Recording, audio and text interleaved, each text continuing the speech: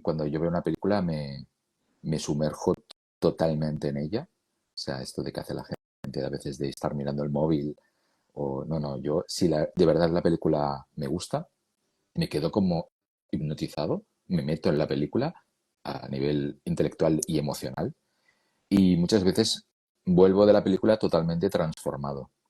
Y esto también ha sido en muchas ocasiones fuente de inspiración, de nuevas ideas o de nuevas vetas que explorar.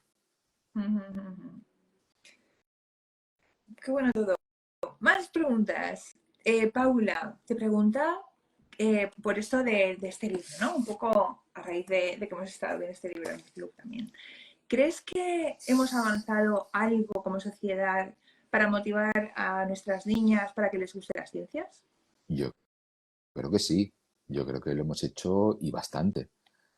Hoy en día hemos alcanzado, por lo que he leído últimamente, en la mayoría de disciplinas STEM estamos en 40, 50% de... Sí que es cierto que luego a partir de determinado nivel, hay un descenso, un declive, ¿no? Es como que todos los puestos directivos o importantes de investigación están todavía liderados por hombres. Las mujeres es como que no han llegado ahí todavía. Pero bueno, al menos hemos logrado que las mujeres estén interesadas en muchas áreas donde antes eran prácticamente ausentes, ¿no? Y bueno, de hecho, la mayoría de licenciadas en la universidad son mujeres, en la mayoría de carreras, salvo alguna excepción. Por ejemplo, filosofía. Nunca he entendido por qué hay tan pocas mujeres en filosofía. Es muy curioso. Pero yo creo que sí, que hemos avanzado mucho.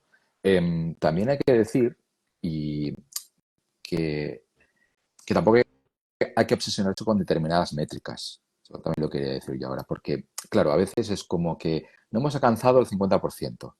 Y claro, para alcanzar determinados finisterras u objetivos, a veces hay que establecer sistemas que pueden ser más o menos cuestionables, como por ejemplo un sistema de desigualdad. Porque claro, para conseguir una igualdad a veces hay que generar sistemas desiguales. Entonces, el sistema desigual es justo cuando estás buscando una igualdad, pero Vamos, para una paradoja. Pónganos un ejemplo. bueno, por ejemplo, una cuota. Imaginemos que para que haya igualdad en lo que sea, buscamos que haya una cuota mínima de mujeres que estén haciendo eso. Por ejemplo, 50%. por ejemplo. Em, estamos creando un sistema de desigualdad de acceso para crear una igualdad. Porque si hubiese igualdad de acceso, habría desigualdad de resultados. En primer lugar, porque somos diferentes. No mujeres y hombres, sino todos en general. Somos diferentes. Con lo cual, si buscamos uniformidad de cualquier tipo, ya sea sexual o ideológica o de edad o lo que sea, tenemos que generar, para saber si hemos tenido éxito o no, tenemos que generar una igualdad finalista, digamos, en cuanto a resultados, y para eso hay que generar un sistema de desigualdad. Entonces, yo entiendo, o sea, estos son Yo temas pienso ya que es que... discutible, ¿eh? Sí, sí, Yo sí, pienso sí. que es muy Es un, discutible. es un melón, es un melón. No Y lo debería, de no debería es abrirlo. un melón enorme, de hecho, Sí, sí, porque sí, sí. los números de qué porcentaje hoy en día hay en qué carreras, a ver dónde los coges y Ya, a ver de qué universidades y de qué países y en qué ya. circunstancias, ¿no? Aún hay países en los que las niñas no pueden ir al colegio. No, no, eso Aún sin duda, hay sin duda. lugares, entonces, claro, lo de el porcentaje de mujeres se lee en las noticias que todavía está del 30, he visto por ahí, wow, Sí, 30. Y sí que es verdad que los porcentajes no son más que eso, ¿no? Y luego pues hay que ver qué intereses tiene cada uno, como te has dicho, ¿no? Cada persona es diferente, cada la idiosincrasia de cada grupo de personas también lo es. Pero es verdad que esto, cuando yo escucho que en determinados, por ejemplo, en política, que es donde se toman las decisiones al final de lo que nos ocurre a todos, que se exija una cuota de mujeres, es verdad que a ver qué mujeres pones ahí, como lo de qué libros, ¿no? De, uy, leo muchos libros, pero qué libros leen, ¿no?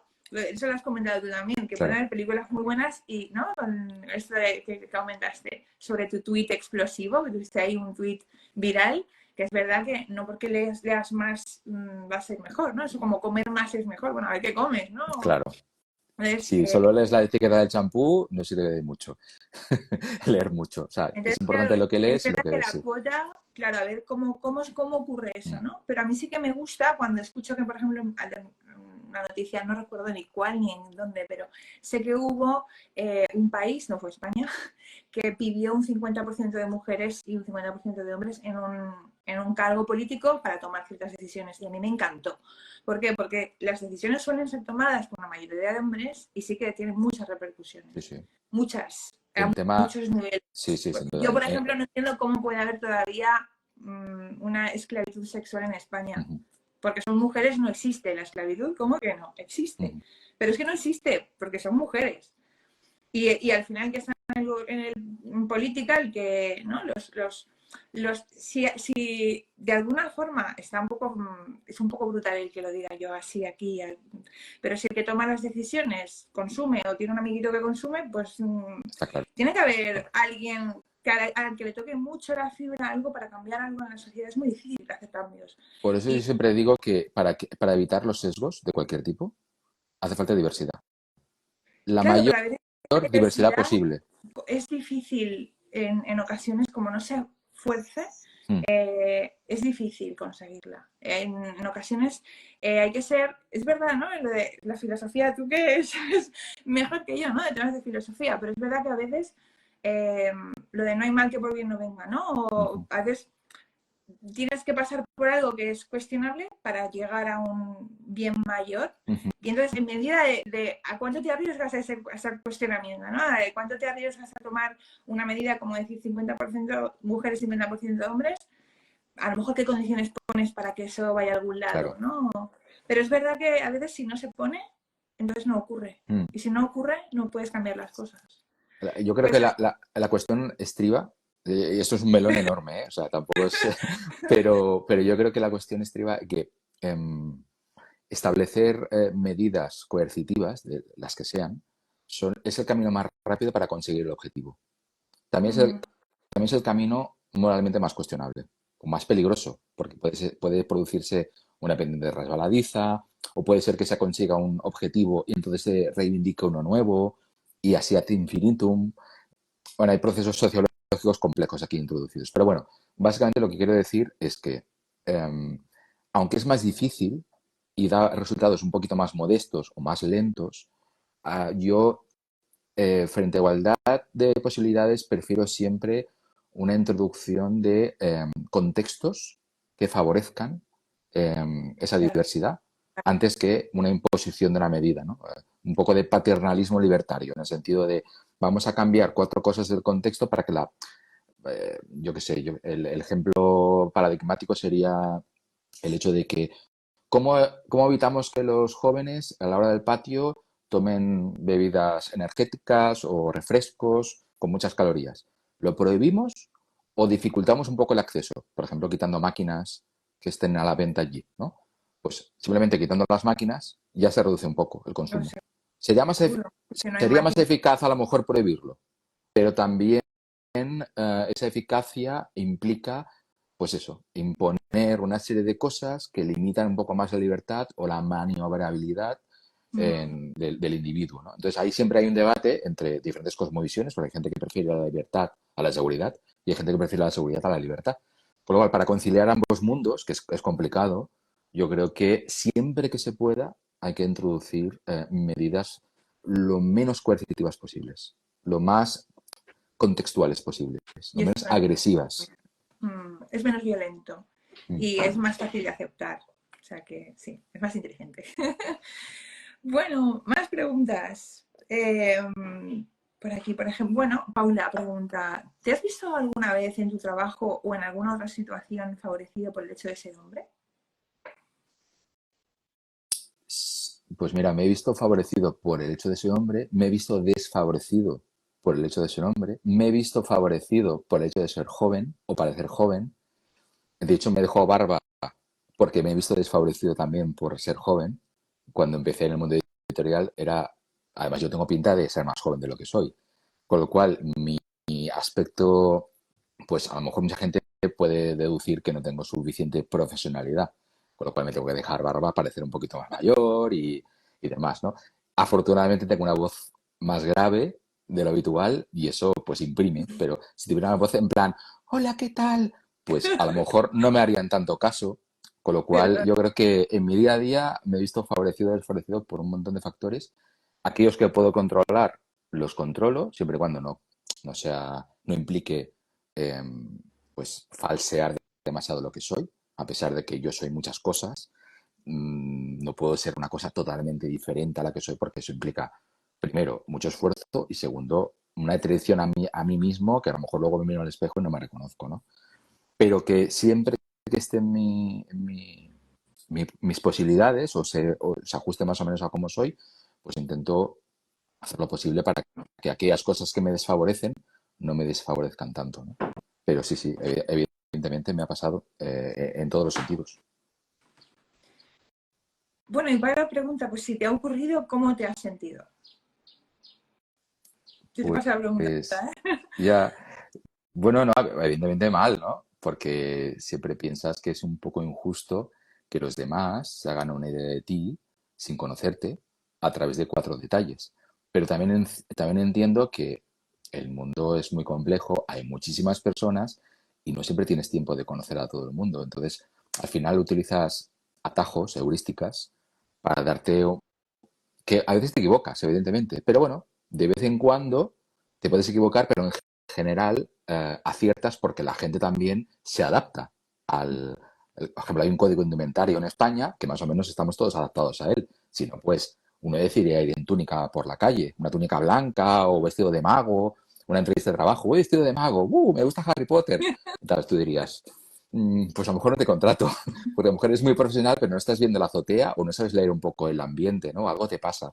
Al final todos nos tenemos que plegar de algún modo a una serie de códigos compartidos, culturales, con lo cual, eh, si tú te juzgas a los demás de esa manera un poco injusta, normalmente sueles acertar precisamente porque la gente sabe comportarse en el contexto en el que tiene que estar, ¿no? Ya sea una entrevista, ya sea, por ejemplo, esta charla entre tú y yo, que podrías salir aquí en pijama, por decir algo, pero no lo hago. ¿Por qué? Porque, bueno, entiendo que esto es una cosa que está viendo gente, implica una serie de cosas, con lo cual los prejuicios son una putada, pero es que no hay otra manera de convivir cuando somos tantas personas.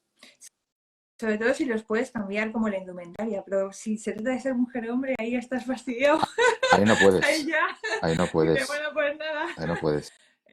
Es verdad, esa es la historia. Que a veces es algo que es demasiado tú y eso ya ahí no, o sea, lo dices tú, ya es falsearte, que hay quien lo ha hecho, ¿eh? Sí, Hay sí, mujeres que se han hecho pasar por hombre y han dicho, yo para adelante con mis objetivos vitales y me da igual ese aspecto, ¿no? Ese plano sexual de mi vida, lo quito de en medio para sí, sí. poder hacer lo que quiero hacer. En fin, eh, más cosas. A ver, aquí, por aquí. Otra pregunta de Miriam. ¿Crees que en el ámbito del científico, ¿no? Todavía hay cierta discriminación? Sí, claro, ¿no? Pero en todos los ámbitos. O sea, yo creo que, igual que he dicho que los prejuicios son inherentes a nuestras dinámicas sociales, también lo es la discriminación. Todos discriminamos, todos, en todo. La cuestión es cómo lo resolvemos y hasta qué punto podemos permitirnos discriminar para convivir entre nosotros, ¿no? Pero las discriminaciones son inevitables. El otro día, por ejemplo, ponía en uno de mis artículos el ejemplo de no hay mayor discriminación, creo yo, que los dientes. Si te falta un diente o los tienes muy torcidos, automáticamente eres catalogado pues de una clase baja, una clase desfavorecida, tienes algún problema, algo raro hay. Con lo cual ahora hay una obsesión por mostrar una dentadura perfecta, lo más blanca posible, etcétera, etcétera. Aunque eliminemos esa discriminación de algún modo, o pase de moda, nacerán otras, porque, de nuevo, insisto lo de antes, hay tanta gente, hay tanta información, que tenemos que discriminar. Discriminar es eso, es escoger unas cosas y obviar otras. Evidentemente, hay discriminaciones que pueden ser peligrosas o son injustas y hay que intentar al menos educar sobre determinadas discriminaciones. Por ejemplo, un ejemplo tonto es el color de la piel. Hay gente que opina que determinado color de piel implica menos inteligencia, ¿vale? Pero si tú estudias qué hay detrás del color de la piel, qué genes están involucrados y sabes que esos genes nada tienen que ver con la inteligencia, ya a priori estás discriminando mal. O sea, puedes corregir esa discriminación de algún modo, ¿no? O sea, yo creo que el conocimiento lo que te permite es descartar discriminaciones injustas o que son heurísticas poco útiles, pero luego, por otro lado, tienes que seguir discriminando para moverte y navegar de manera óptima por el mundo social, ¿no? Porque si no, no podrías hacer nada. Habría una especie de parálisis por análisis. Hay tanta información que no puedes con todo. De alguna manera discriminar es juzgar, ¿no? Y valorar.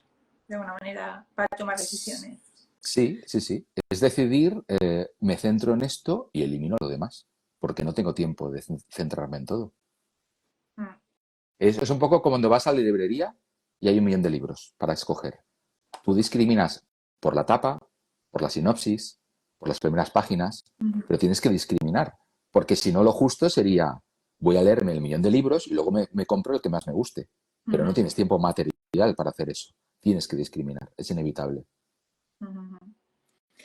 Bueno, pues más preguntas sobre... Te voy a hacer preguntas relacionadas con las altas capacidades en el club.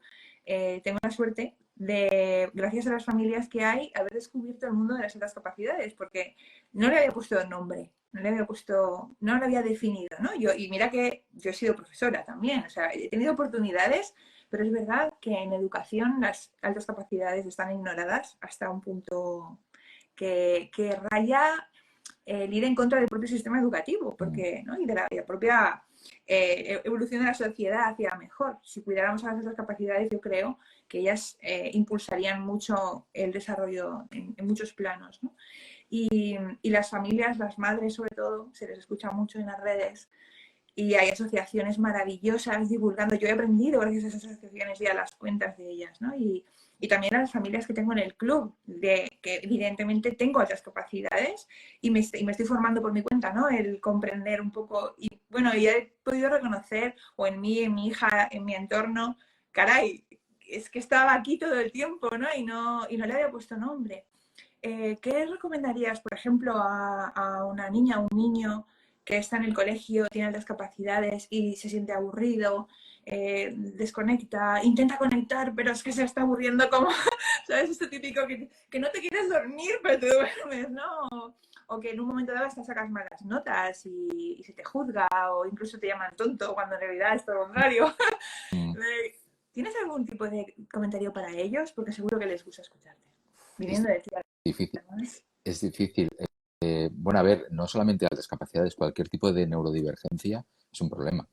En el momento que tú no eres neurotípico, no piensas como la mayoría, no procesas la información de la misma manera, tienes un problema. Y de hecho, fíjate que hay como una gran cura, una gran preocupación por determinadas discapacidades y las altas capacidades se considera que como es una especie de skill, ¿no? En plan, bueno, es una mejora, una optimización de tu inteligencia, pues no hay que preocuparse de qué te quejas, ¿no?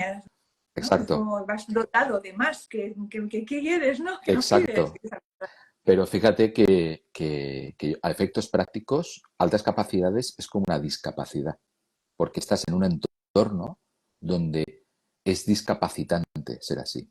Lo es en el entorno escolar, a veces también familiar, en fin, te sientes solo, desamparado, no tienes con quién hablar. Y de hecho, fíjate que aquí sí que hay una diferencia entre chicos y chicas. Son más las chicas las que para integrarse simplemente ocultan sus altas capacidades